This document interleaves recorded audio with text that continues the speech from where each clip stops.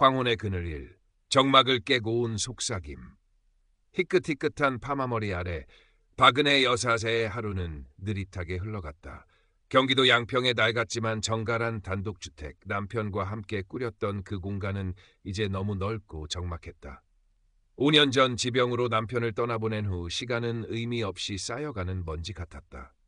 하나뿐인 딸 민정팔은 서울에서 직장 생활에 손주들 키우느라 바빴고 일주일에 한 번 걸려오는 전화가 모녀 사이를 잇는 가느다란 끈의 전부였다. 은혜 씨의 소일거리는 텃밭의 상추 몇 포기를 돌보거나 텔레비전에서 흘러나오는 트로트 가락을 무심히 듣는 것이었다. 가끔 먼지 쌓인 앨범을 꺼내 젊은 시절 교사였던 남편과의 추억을 더듬어보는 것도 이제는 희미해진 행복의 잔상일 뿐이었다. 젊었을 적 그녀는 문학소녀를 꿈꿨었다. 시집을 읽고 감명 깊은 구절을 노트에 옮겨 적으며 가슴 설레던 날들이 있었다. 하지만 결혼과 육아, 고된 시집살이는 그녀의 꿈을 현실의 무게 뒤로 밀어냈다. 그러던 어느 날 무료함을 달래려 스마트폰으로 풍경사진이나 소소한 일상을 올리던 그녀의 SNS 계정에 낯선 이름이 친구 신청을 해왔다. 로운. 프로필 사진 속 남자는 50대 초중반으로 보이는 중후하고 세련된 모습이었다. 배경으로는 해외의 멋진 도시 야경이 펼쳐져 있었다. 은혜 씨는 평소라면 무시했을 터였다. 하지만 그날따라 유난히 길게 느껴졌던 오후의 적막 때문이었을까? 아니면 로운이라는 이름에서 느껴지는 묘한 끌림 때문이었을까? 그녀는 자신도 모르게 수락 버튼을 눌렀다. 곧바로 메시지가 도착했다. 안녕하세요, 박은혜님. 올려주신 글과 사진에서 따뜻한 마음과 깊은 감성을 느꼈습니다. 외람되지만 마치 오래전부터 알던 분처럼 친근하게 느껴지네요.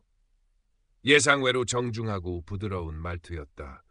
은혜 씨는 답장을 해야 할지 잠시 망설였다. 하지만 화면 너머에서 전해져 오는 관심 어린 시선이 싫지 않았다. 어쩌면 이 무료한 일상에 작은 파문을 일으켜줄 누군가가 필요했던 건지도 몰랐다. 안녕하세요. 좋게 봐주셔서 감사합니다. 짧은 답장을 보내고 난 후 은혜 씨의 가슴이 얼마만인지 모르게 두근거렸다. 마치 잊고 지냈던 소녀 시절의 감성이 되살아나는 듯했다. 로운과의 대화는 생각보다 편안하고 즐거웠다. 그는 자신을 해외에서 오랫동안 사업을 해왔으며 지금은 은퇴 후 여유로운 시간을 보내고 있다고 소개했다. 아내와는 몇 년 전 사별했고 자식들은 모두 출가하여 혼자 지낸다는 이야기도 덧붙였다. 은혜 씨는 그의 말에서 동질감과 함께 연민을 느꼈다. 그 역시 자신처럼 외로움이라는 그림자를 안고 살아가는 사람이리라. 저도 남편을 먼저 보내고 혼자 지낸 지 꽤 되었답니다. 자식들이 있긴 하지만 다들 제 앞가림하기 바쁘니. 은혜 씨는 평소 누구에게도 쉽게 털어놓지 못했던 속마음을 그에게 조금씩 내보였다. 로우는 마치 오래전부터 그녀를 알고 지낸 사람처럼 깊이 공감해 주었고 따뜻한 위로의 말을 건넸다. 은혜님 같은 분이 그런 외로움을 느끼신다니 마음이 아픕니다. 하지만 은혜님의 글에서는 여전히 아름다운 감성이 느껴져요. 마치 시 한 편을 읽는 듯합니다. 칭찬이었다. 그것도 아주 오랜만에 들어보는 진심이 담긴 듯한 칭찬. 은혜 씨의 얼굴에 자신도 모르게 옅은 미소가 번졌다. 그날 이후 로우는 매일 아침 저녁으로 은혜 씨에게 안부 메시지를 보냈다. 때로는 감미로운 음악을 추천해주기도 했고 아름다운 풍경 사진을 보내주며 언젠가 은혜님과 함께 이곳을 거니고 싶습니다. 라는 말을 덧붙이기도 했다. 은혜 씨는 그의 메시지를 기다리는 것이 하루 중 가장 큰 즐거움이 되었다. 스마트폰 알림음이 울릴 때마다 가슴이 설렜고 그의 답장을 확인하는 순간은 마치 사춘기 소녀처럼 얼굴이 붉어졌다. 그녀는 로운에게 자신의 젊은 시절 꿈 이야기며 남편과의 추억 그리고 홀로 된 후의 쓸쓸함까지 모두 털어놓았다. 로운은 언제나 진지하게 들어주었고 때로는 함께 웃고 때로는 함께 안타까워했다. 그는 은혜 씨를 나의 뮤즈, 늦게 만난 영혼의 단짝이라고 불렀다.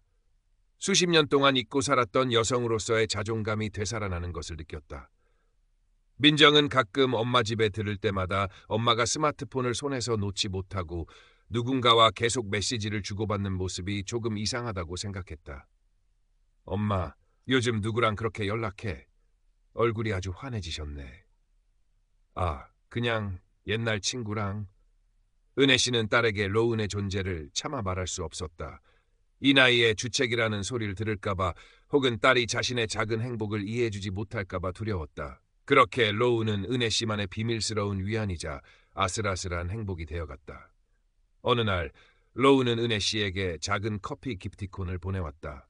오늘처럼 쌀쌀한 날 따뜻한 커피 한잔 하시면서 제 생각 아주 잠깐만 해주시면 좋겠습니다. 은혜 씨는 생전 처음 받아보는 기프티콘 사용법을 몰라 한참을 헤맸지만 결국 딸에게 물어 커피를 마셨다. 싸구려 인스턴트 커피와는 비교할 수 없는 향긋함이 입안 가득 퍼졌다. 그것은 단순한 커피가 아니었다. 화면 너머에 누군가가 보내온 따뜻한 관심이자 그녀를 향한 특별한 마음이었다. 은혜 씨는 그날 밤 로운에게 장문의 감사 메시지를 보냈다. 커피 한 잔이 이토록 큰 행복을 줄 수 있다는 것을 새삼 깨달았다고. 이 깊어지는 관계, 들이우는 의욕 시간이 흐를수록 은혜 씨는 로운에게 깊이 빠져들었다. 그의 다정함, 지적인 대화, 그리고 자신을 향한 변함없는 관심은 메마른 사막의 오아시스 같았다. 로운은 자신이 곧 한국으로 돌아올 계획이며 돌아오면 가장 먼저 은혜 씨를 만나고 싶다고 여러 번 말했다. 그는 은혜 씨가 좋아하는 작가의 시집을 언급하며 함께 문학 이야기를 나누고 싶다고도 했다. 은혜 씨는 그날이 오기만을 손꼽아 기다렸다. 낡은 옷장 깊숙이 넣어두었던 화사한 블라우스를 꺼내 입어보기도 하고 미용실에 들러 오랜만에 파마도 새로 했다. 거울 속 자신의 모습이 몇 년은 젊어 보이는 것 같아 괜스레 웃음이 났다. 그러던 어느 주말 오후 로운으로부터 다급한 메시지가 도착했다. 은혜님, 정말 죄송합니다. 제가 지금 너무나 곤란한 상황에 처했습니다. 급하게 처리해야 할 일이 있는데 자금이 조금 부족해서요. 혹시 아주 잠깐만 50만 원 정도 빌려주실 수 있을까요?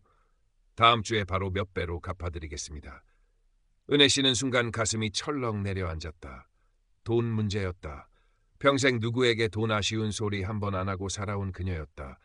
더구나 로운은 성공한 사업가라고 하지 않았던가. 하지만 메시지 속 그의 목소리.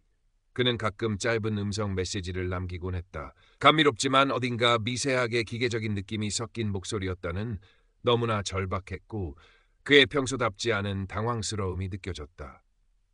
무슨 일이 생긴 걸까? 그 사람답지 않은데? 은혜 씨는 망설였다. 하지만 그동안 로운이 보여준 진심과 이 부탁을 거절했을 때 그와의 관계가 어떻게 될지 모른다는 두려움이 더 컸다. 그리고 다음 주에 바로 몇 배로 갚겠다는 그의 말도 마음에 걸렸다. 어쩌면 정말 급한 사정이 있는 건지도 몰랐다. 알겠습니다, 로운 씨. 제가 어떻게 보내드리면 될까요? 그녀는 결국 아껴 모아둔 비상금 통장에서 50만 원을 찾아 로운이 알려준 계좌번호로 송금했다. 손이 가늘게 떨렸다. 송금을 마치고 나니 안도감과 함께 불안감이 동시에 밀려왔다. 로운은 곧바로 눈물 이모티콘과 함께 장문의 감사 메시지를 보내왔다.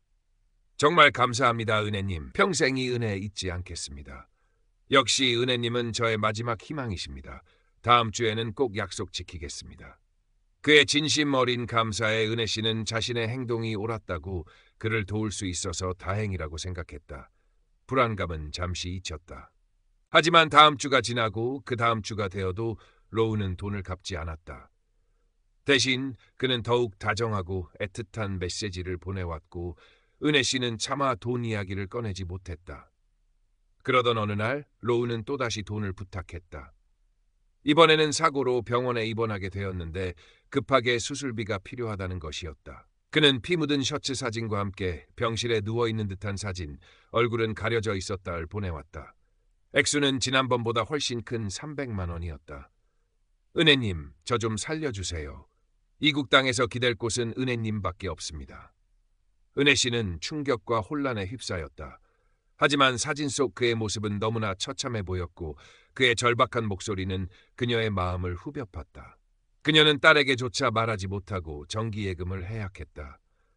은행 창구 직원이 의심스러운 눈초리로 사용처를 물었지만 친척이 급하게 필요하다고 해서라고 얼버무리고 말았다. 그 후로도 로운의 금전 요구는 다양한 방식으로 이어졌다. 한국지사 설립에 필요한 자금, 세관에 묶인 중요한 서류를 찾는 데 필요한 통관비, 심지어 은혜 씨에게 보낼 깜짝 선물의 배송비까지. 요구하는 액수는 눈덩이처럼 불어났지만 은혜 씨는 이미 늪에 빠진 것처럼 헤어나올 수 없었다.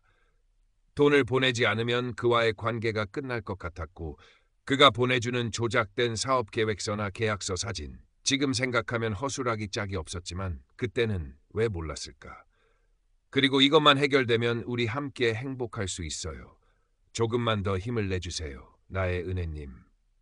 이라는 달콤한 속삭임에 계속해서 속아 넘어갔다.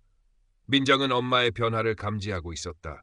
예전보다 부쩍 통화가 잦아졌고 표정은 밝아졌지만 어딘가 불안해 보였다. 무엇보다 엄마의 씀씀이가 눈에 띄게 커졌다. 엄마 요즘 무슨 좋은 일 있어? 돈 쓸 일이 많아 보이네. 아니다. 그냥. 은혜 씨는 딸의 질문을 애써 피했다. 민정은 엄마의 휴대폰을 몰래 보려다 들켜 크게 다투기도 했다. 엄마, 도대체 누구랑 그렇게 연락하는 거야? 자꾸 돈 얘기하는 것 같던데. 요즘 노인들 상대로 사기치는 사람들 얼마나 많은지 알아? 내가 뭘 안다고 함부로 말해. 로운 씨는 그런 사람 아니야. 나한테 얼마나 잘해주는데. 너는 평생 나한테 그렇게 다정하게 말 한마디 해준 적 있어? 은혜 씨의 격한 반응에 민정은 할 말을 잃었다. 엄마가 이렇게까지 완강하게 나올 줄은 몰랐다. 하지만 불길한 예감은 사라지지 않았다. 은혜 씨는 이제 로운의 메시지를 기다리는 것이 하루의 전부가 되었다. 그의 기분에 따라 천국과 지옥을 오갔고 그가 답장이 늦을 때면 안절부절 못했다. 그녀의 통장은 이미 바닥을 드러내고 있었다. 남편이 남긴 얼마 안 되는 유산과 평생 아껴 모은 돈은 모두 로운에게 흘러들어갔다.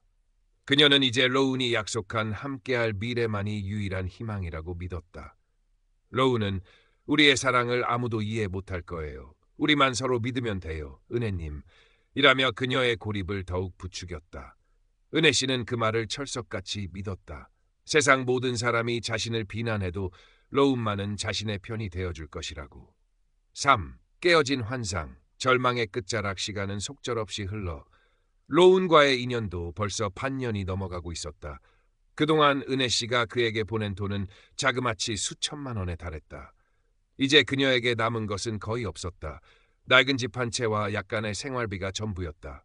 그럼에도 로운은 여전히 한국에 돌아올 기미를 보이지 않았고 그의 요구는 끝이 없었다.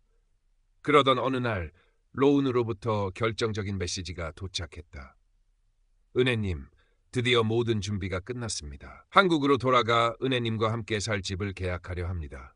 정말 꿈만 같아요. 그런데 마지막으로 딱 한 번만 더 은혜님의 도움이 필요합니다.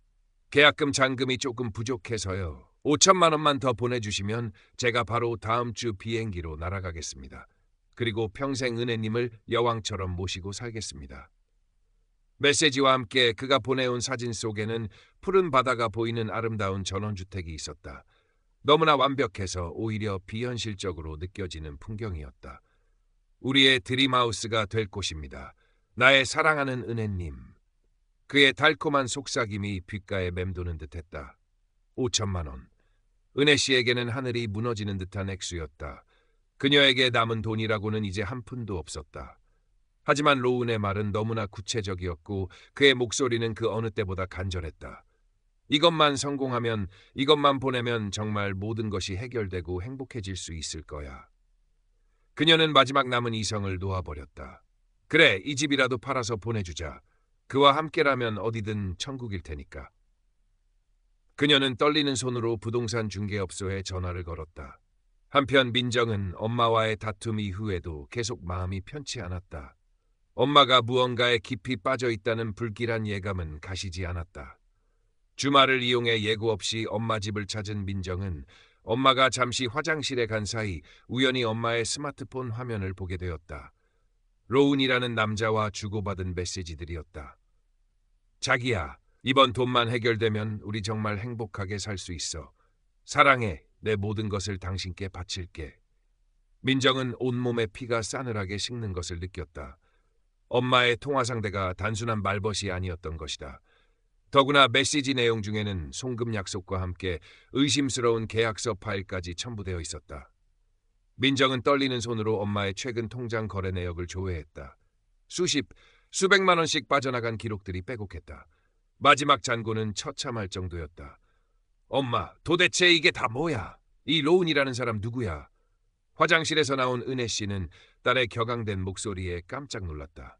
민정의 손에는 자신의 스마트폰이 들려 있었다. 네가 왜 남의 휴대폰을 함부로 봐? 지금 그게 문제야. 엄마, 이 사람 사기꾼이야. 엄마 돈 다 뜯어내고 있는 거라고. 아니야. 로운 씨는 그런 사람 아니야. 네가 뭘 안다고 그래. 은혜 씨는 필사적으로 로운을 변호했지만 이미 딸의 눈에는 모든 것이 명확해 보였다. 민정은 엄마를 붙들고 울며 애원했다. 제발 정신 차리라고, 더 이상 속지 말라고. 하지만 은혜 씨의 귀에는 아무것도 들리지 않았다. 그녀는 이미 로운과의 행복한 미래라는 환상에 깊이 중독되어 있었다. 다음 날 은혜 씨는 결국 집을 담보로 대출을 받아 5천만 원을 마련했다. 그리고 로운과 약속한 대로 은행으로 향했다. 그녀의 마음속에는 마지막 희망과 함께 어쩌면 모든 것을 잃을지도 모른다는 일말의 불안감이 공존했다. 은행 창구에 앉아 송금 신청서를 작성하는 은혜 씨의 손은 미세하게 떨리고 있었다. 그때였다. 엄마, 안 돼. 다급한 외침과 함께 민정이 은행 안으로 뛰어들어왔다. 민정은 은혜 씨의 팔을 붙잡고 송금을 막으려 했다. 엄마, 제발. 이 돈 보내면 정말 끝이야. 저 사람 사기꾼이라고 몇 번을 말해. 네가 뭘 안다고 내 인생에 끼어들어. 이건 내 돈이고 내 선택이야. 로운 씨는 날 기다리고 있어. 은혜 씨는 딸의 손을 뿌리치려 했고 두 사람 사이에 격한 몸싸움이 벌어졌다. 은행 안에 모든 사람들의 시선이 집중되었다. 소란이 커지자 놀란 은행 직원이 다급하게 경찰에 신고했다. 곧이어 경찰관 2명이 도착했다. 그들은 흥분한 모녀를 진정시키고 자초지종을 물었다. 은혜 씨는 울면서 로운과의 관계와 그의 딱한 사정을 설명하려 했지만 이미 이성을 잃은 사람처럼 보였다. 반면 민정은 그동안 모아온 엄마와 로운의 메시지 내용, 의심스러운 첨부 파일, 그리고 통장 거래 내역 등을 침착하게 경찰에게 제시했다. 경찰관의 표정이 심각해졌다. 어머님, 따님 말씀을 들어보니 이건 전형적인 로맨스 스캠 수법 같습니다. 일단 송금은 보류하시고 저희와 함께 서로 가셔서 자세한 말씀을 좀 해주시겠습니까? 로맨스 스캠. 은혜 씨의 귀에 그 단어가 낯설게 박혔다. 아니, 어쩌면 이미 알고 있었지만 애써 외면했던 단어였는지도 몰랐다. 경찰관의 단호한 말과 딸의 눈물 어린 얼굴, 그리고 주변 사람들의 안타까운 시선 속에서 그녀가 그토록 믿었던 로운과의 모든 것이 한낱 신기루처럼 부서져 내리고 있었다. 4. 상처와 회복의 긴 그림자. 경찰서에서 은혜 씨는 자신이 겪은 일을 힘겹게 털어놓았다. 로운과의 첫 만남부터 마지막 송금 시도까지 모든 것이 꿈처럼 아득했다. 경찰관은 민정이 제시한 자료와 은혜 씨의 진술을 토대로 즉시 사건을 접수했지만 범인 검거와 피해 회수는 사실상 불가능에 가깝다는 비관적인 이야기를 조심스럽게 꺼냈다. 해외에 서버를 두고 활동하는 전문 사기 조직의 소행일 가능성이 높으며 그들은 대포 통장과 가상화폐 등을 이용해 자금 추적을 교묘히 따돌린다는 것이었다. 로운이라는 이름도 그의 프로필 사진도 그가 들려준 모든 이야기도 결국은 정교하게 만들어진 허상일 뿐이었다. 그날 이후 로운과의 모든 연락은 거짓말처럼 끊겼다. 그토록 매일같이 울리던 스마트폰은 이제 침묵만을 지켰다. 은혜 씨는 모든 것이 끝났음을, 자신이 철저히 농락당했음을 깨달았다. 처음 며칠은 아무것도 먹지도 마시지도 못하고 방 안에 틀어박혀 울기만 했다. 평생을 정직하게 살아온 자신에게 어쩌다 이런 일이 생겼는지 자신의 어리석음과 순진함을 끝없이 자책했다. 남편이 남긴 마지막 유산과 평생 아껴 모은 돈이 한순간에 물거품처럼 사라졌다는 사실보다 더 견디기 힘든 것은 진심이라고 믿었던 감정이 철저히 배신당했다는 사실이었다. 수치심과 절망감에 차라리 죽고 싶다는 생각까지 들었다. 민정은 직장에 급히 휴가를 내고 엄마 곁을 지켰다. 처음에는 엄마의 어리석음을 탓하고 싶은 마음도 있었지만 폐인처럼 변해버린 엄마의 모습을 보며 그런 마음은 눈 녹듯 사라졌다. 대신 엄마를 제대로 돌보지 못했다는 죄책감과 안타까움이 밀려왔다. 민정은 말없이 엄마의 등을 토닥여주고 억지로라도 죽을 끓여 먹이며 곁을 지켰다. 엄마 잘못 아니야. 그놈들이 나쁜 놈들이지. 세상에 그런 인간들이 있다는 걸 우리가 몰랐을 뿐이야. 그러니까 너무 자책하지 마, 응? 딸의 진심 어린 위로에 은혜 씨는 꽁꽁 얼어붙었던 마음이 조금씩 녹아내리는 것을 느꼈다.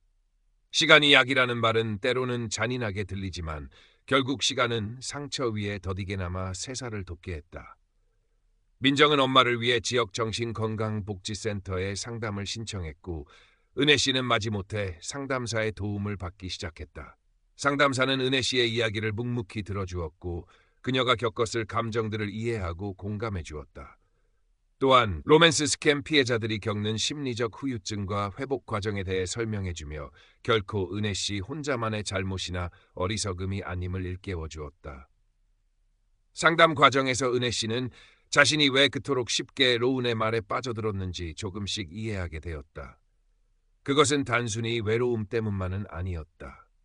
잊고 지냈던 여성으로서의 인정 욕구, 누군가에게 의미 있는 존재가 되고 싶었던 갈망, 그리고 자식들에게 더 이상 짐이 되고 싶지 않았던 절박함까지. 로운은 그녀의 가장 깊은 곳에 숨겨진 그 모든 감정들을 교묘하게 파고들었던 것이다. 잃어버린 돈은 끝내 돌아오지 않았다. 하지만 은혜 씨는 더 소중한 것을 잃을 뻔했다는 것을 깨달았다. 바로 딸 민정과의 관계, 그리고 자기 자신에 대한 존중감이었다. 민정은 예전보다 더 자주 엄마에게 전화를 하고 주말이면 손주들을 데리고 엄마 집을 찾았다. 텅 비었던 집은 다시 아이들의 웃음소리와 이야기꽃으로 채워지기 시작했다.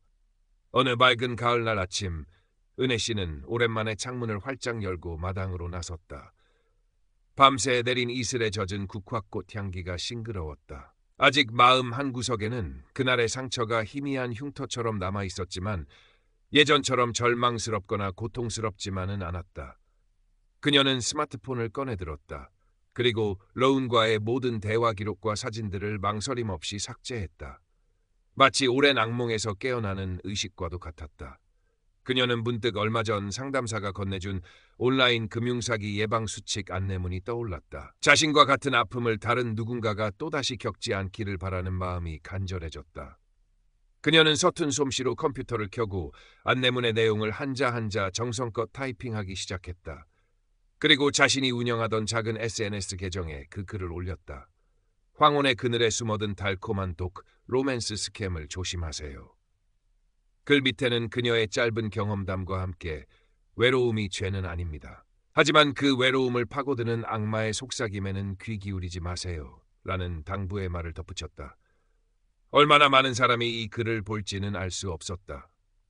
하지만 은혜 씨는 이것이 자신이 할 수 있는 최선의 일이라고 생각했다. 어둠 속에서 길을 잃었던 그녀가 이제는 다른 누군가의 작은 등불이 되어줄 수 있기를. 창밖으로 쏟아지는 가을 햇살이 유난히 따스하게 느껴졌다. 오늘도 세상 어딘가에서는 누군가가 달콤한 속삭임에 귀를 기울이고 있을지 모른다는 씁쓸한 현실 속에서도 그녀는 아주 작은 희망의 씨앗 하나를 발견한 듯 옅은 미소를 지었다.